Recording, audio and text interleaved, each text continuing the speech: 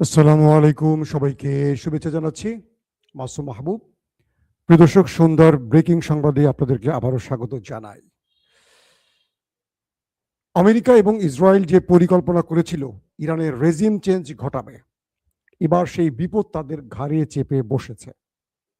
যদি এক বাক্যে সংক্ষিপ্ত ওয়ার্ডে বলি, আল্লাহর পরিকল্পনা শ্রেষ্ঠ পরিকল্পনা। আল্লাহ কি করবেন আপনি হয়তো বুঝবেন না, কিন্তু সময়ের দিকে তাকিয়ে থাকবেন, আল্লাহর পরিকল্পনা বুঝতে পারবেন।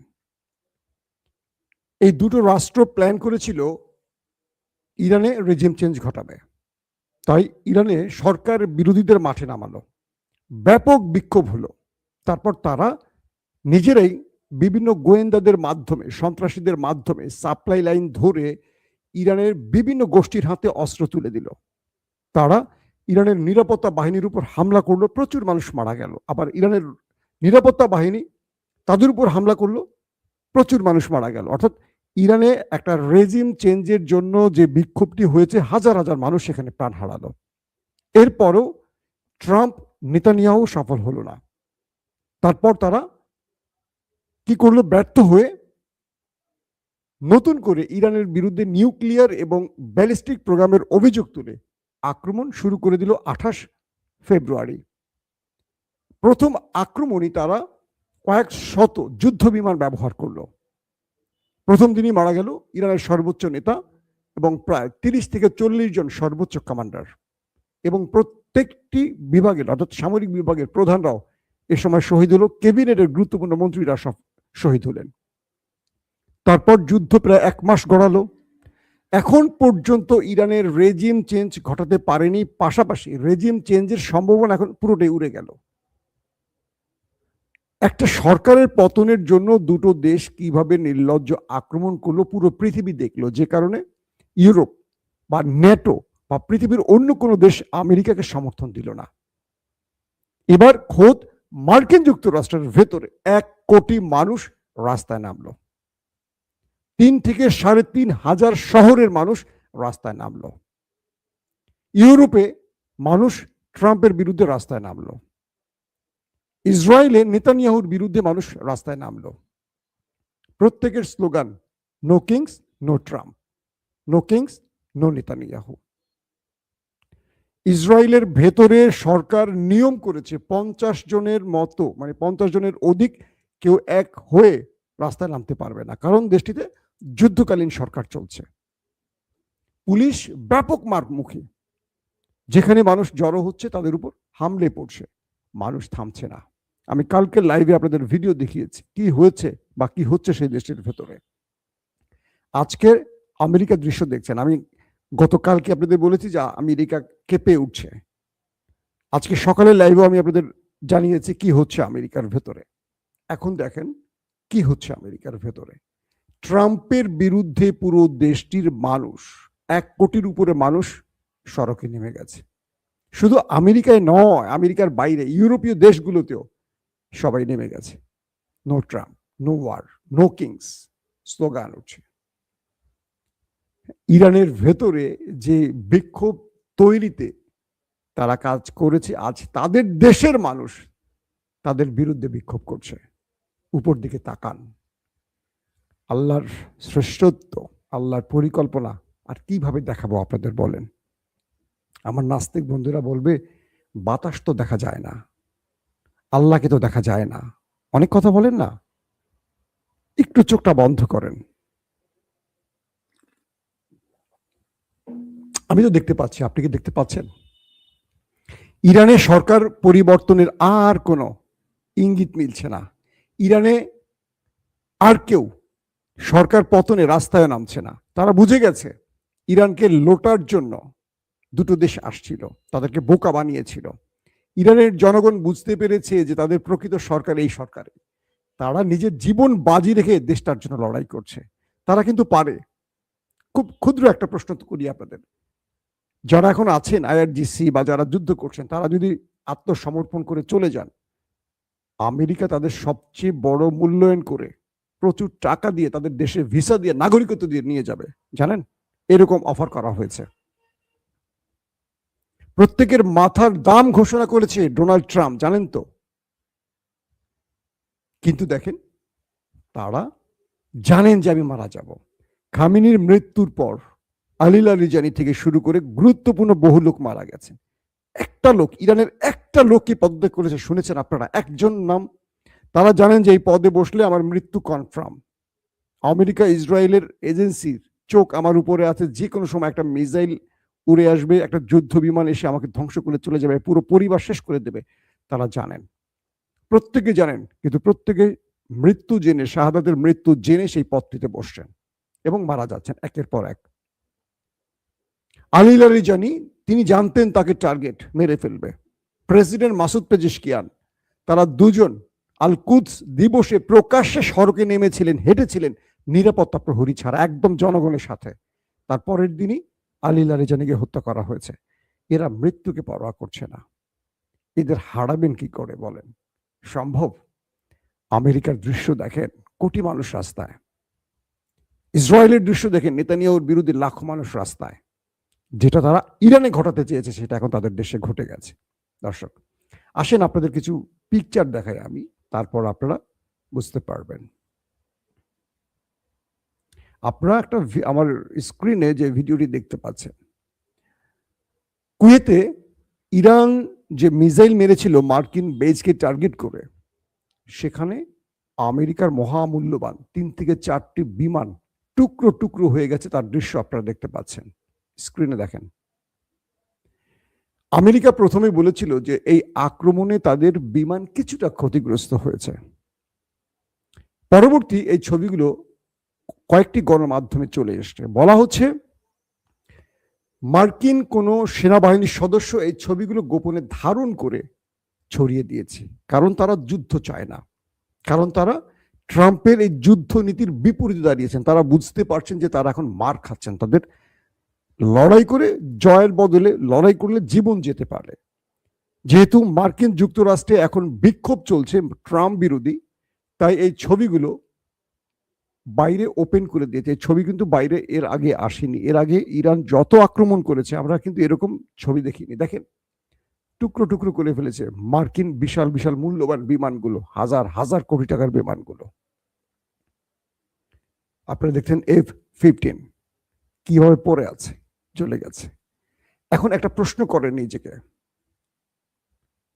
আমেরিকা এই দৃশ্যগুলো দেখাচ্ছে না, কিন্তু আমেরিকার জেনারেল বা আমেরিকার সেনারা গোপনে ছবিগুলো ভাইরাল করলো কি করে, কেন?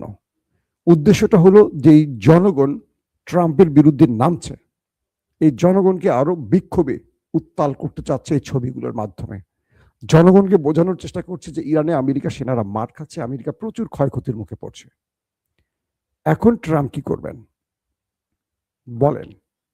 দেখেন, শেষ পর্যন্ত ইরানের সরকারের আগে নেতা সাহেব আর ট্রাম্প সাহেব আগে পাগার পার হন কিনা। প্রিয় দর্শক, দ্বিতীয় গুরুত্বপূর্ণ খবর হলো লেবাননে খেলা চলছে। কালকে বলেছিলাম আপনাদের শতাধিক মার্কাবা ড্রোন, পৃথিবীর সবচেয়ে দামি ড্রোন, ধারণা করি প্রায় 6 মিলিয়ন মার্কিন ডলার একটা ড্রোনের দাম। এরকম 100টা ড্রোন খেয়ে ফেলছে। আজকে আরো ব্যাপক অ্যাটাক চলছে উত্তরাঞ্চলে নেতা কাকুর বাড়ির। ইরানের পক্ষ থেকে আজকে 1 ডজন মিসাইল মারা হয়েছে, 2টো মাত্র ইন্টারসেপ্ট করতে পেরেছে, বাকিগুলো টার্গেটে হিট করেছে। ব্যাপক ক্ষয়ক্ষতির খবর আসছে। একদিকে দেশটির ভেতরে মানুষ বিক্ষোভ করছে নেতার বিরুদ্ধে, অন্যদিকে ইরানের খেলা চলছে। বিভিন্ন সূত্র বলছে যে তাদের পুরো প্রতিরক্ষা ব্যবস্থা ইরান ভেঙে ফেলেছে, তারা এখন কিছু করতে পারছে না। ইরান এখন টার্গেটগুলোকে হিট করছে, তাদেরকে আস্তে আস্তে পঙ্গু করে দেওয়ার চেষ্টা করছে।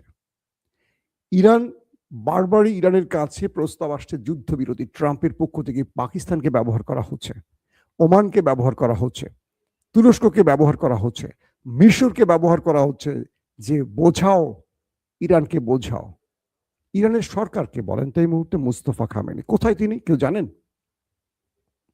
মুস্তফা খামেনির অবস্থান কেউ জানে না।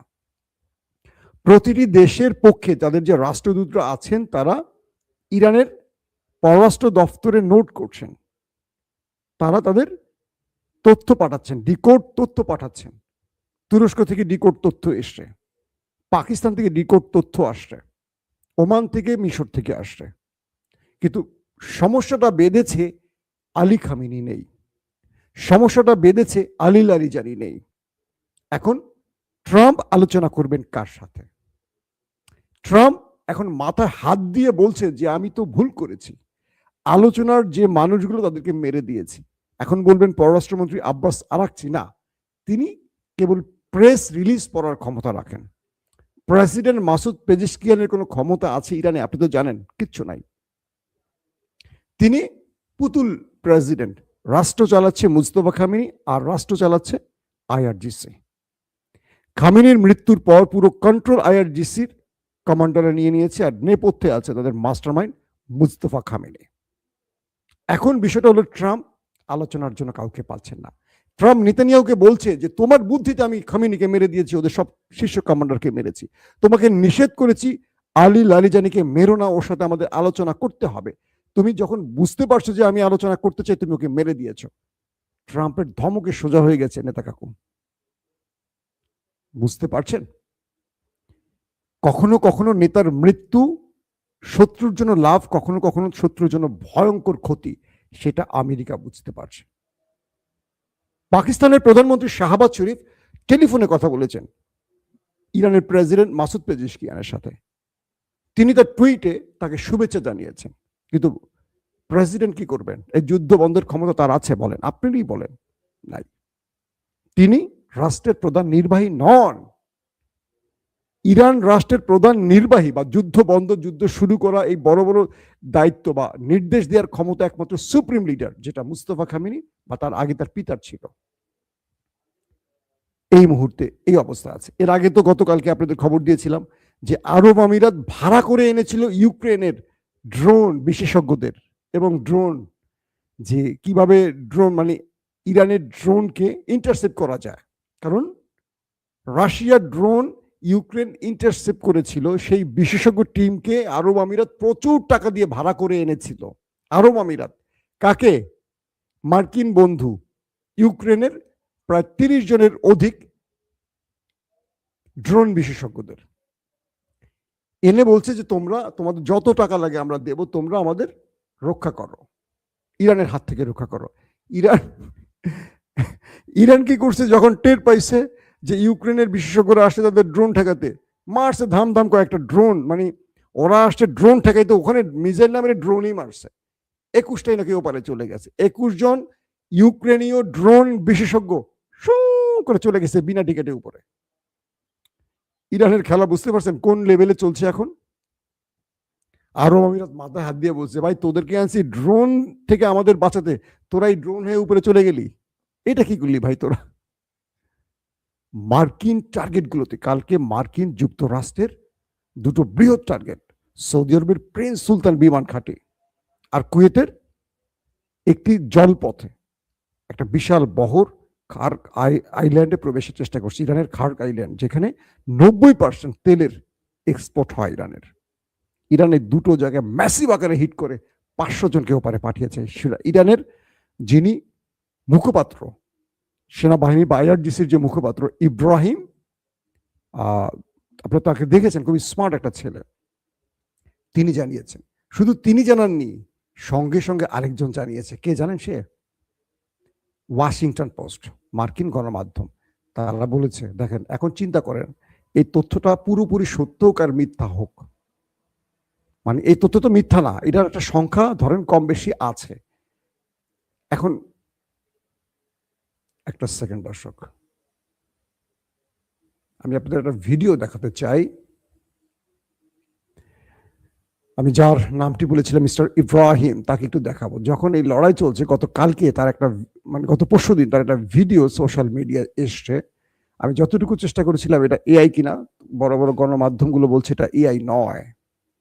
আসেন সেই ভিডিওটা আমি আপনাদের দেখাই। ইব্রাহিম যখন লড়াই চলছে, সামরিক বাহিনীর মুখপাত্র ইব্রাহিম তিনি কি করছেন? আমার ছেলেকে, প্রিয় বাবু, প্রিয় বাবু, ईरान के आर्मी कमांडर इब्राहिम जुल्फिकारी, उनकी ये 15 सेकंड की वीडियो पूरी दुनिया की मीडिया मिलके भी इस वीडियो का मुकाबला नहीं कर पा रही है। ये देखने में जितने हैंडसम है उससे कई ज्यादा। আপনারা যে স্ক্রিনে ভিডিওটা দেখতে পাচ্ছেন এই সেই ইব্রাহিম যে আইআরজিসির মুখপাত্র, প্রতিটা যুদ্ধের তথ্য তিনি দিয়ে থাকেন গণমাধ্যমে। দেখেন ভালো করে ফুটেজটা দেখেন আপনারা, আমি আবার আপনাদের দেখানোর চেষ্টা করছি। তিনি এটা কি স্টেট কি জানি বলে, স্টেট বোর্ড না কি বলে, যেটা পায়ে করে ঘুরে। প্রিয়, আমার ছেলে আরেক রুমে বসে বসে টিভি দেখছে, আমার ছেলেটা ভালো বলতে পারে, তার এরকম একটা আছে। তো এই যে এটা কি নামটা যেন কি বললো, যেটা পা দিয়ে ইয়ে করে, স্কিট বোর্ড। হ্যাঁ প্রিয় আমাকে জানালো স্কিট বোর্ড। দেখেন তার চেহারাও দেখেন, হিরো হিরো চেহারা। আবার দেখেন তিনি স্কিট বোর্ডে করে হাতে সেলফি স্টিক নিয়ে ড্রিঙ্কস, হালাল ড্রিঙ্কস, সফট ড্রিঙ্কস খাচ্ছে। পিছন থেকে দেখেন আপনারা ভালো করে, মিসাইল যাচ্ছে আমাদের ট্রাম্প চাচু আর নেতা কাকুর উদ্দেশ্যে, আর ট্রাক, সাজানো ট্রাক। ফুটেজ দেখতে পাচ্ছেন। ইরান কোন মুডে আছে বলেন? এদের চেহারা দেখে মনে হচ্ছে ইরান কোনো টেনশনে আছে? আপনারা বলেন তো, এই ফুটেজটা দেখে বলেন আপনারা কি মুডে মনে হচ্ছে তাদেরকে? তার চেহারা দেখছেন, হিরো হিরো চেহারা। বুঝতে পারছেন? আপনি কাদেরকে পরাজিত করবেন? যারা মৃত্যুকে পরোয়া করে না, তাদের হারানো যায় কখনো শুনছেন? যার মাথার দাম ঘোষণা করেছে আমেরিকা, তিনি এক হাতে ড্রিঙ্কস, এক হাতে সেলফি স্টিক, পায়ে স্টিক বোর্ড, যেটা আমাদের বাচ্চারা দেখুন পায়ে দিয়ে খেলে, সে ওপেন সড়কে ইরানি মিসাইল ভর্তি ট্রাক পেছনে, এবং পেছন থেকে একটি মিসাইল আমাদের নেতা কাকু এবং ট্রাম্প কাকুর উদ্দেশ্যে পাঠানো হয়েছে। কয়েকটি অথেন্টিক গ্রুপ বলছে এটা এআই নয়, এবং কিছু গণমাধ্যমে দাবি করেছে এটা, যারা ফ্যাক্ট চেকিং করেন।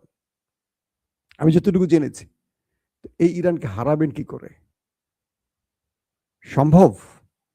ইরান বলেছে শত্রুকে কোন পর্যায়ে আঘাত। এদিকে নতুন একটা দাবি, তথ্য আসছে, চীন রেয়ার আর্থ এলিমেন্ট তারা আর দেবে না আমেরিকাকে। আমেরিকা যে F-15 বা আমেরিকা যে F-35 বা তারা যে যুদ্ধ বিমানগুলো ধ্বংস হয়েছে ইরানের আক্রমণ, তাদের যে মিসাইল, এগুলো তো যে স্টিলথ ব্যবহার করে, রেয়ার আর্থ এলিমেন্ট বলা হয় এটাকে, এগুলো চীন থেকে আনা হয়। চীন বলে দিয়েছে তারা আমেরিকাকে আর এগুলো বিক্রি করবে না, এগুলো দেবে না। মানে হলো কি, ইরান তাদের যে মিসাইল, যুদ্ধ বিমান, তাদের যে পরিমাণ ক্ষতি করছে, এগুলো যেন আর তারা সংস্কার করতে না পারে, তৈরি করতে না পারে। এই জন্য চীন এই নতুন খেলাটি খেলছে ইরানের সাথে প্ল্যান করে। বলা হচ্ছে চীন যে টার্গেটে, ইরান যে টার্গেটে হিট করছে, তাকে রাশিয়া দিচ্ছে রিয়েল টাইম ইন্টেলিজেন্স, স্যাটেলাইট তথ্য।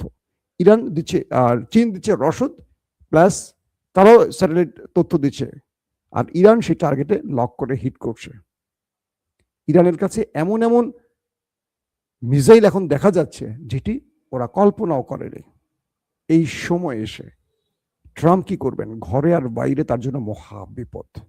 নেতা সাহেবেরও একই অবস্থা। এখন দেখেন তাদের ভাগ্যে কি ঘটে। দর্শক, আজ রাত 11টায় ইনশাআল্লাহ আবারও আসার চেষ্টা করব। সেই পর্যন্ত বিদায় নিচ্ছি। প্রত্যেকে ভালো থাকবেন।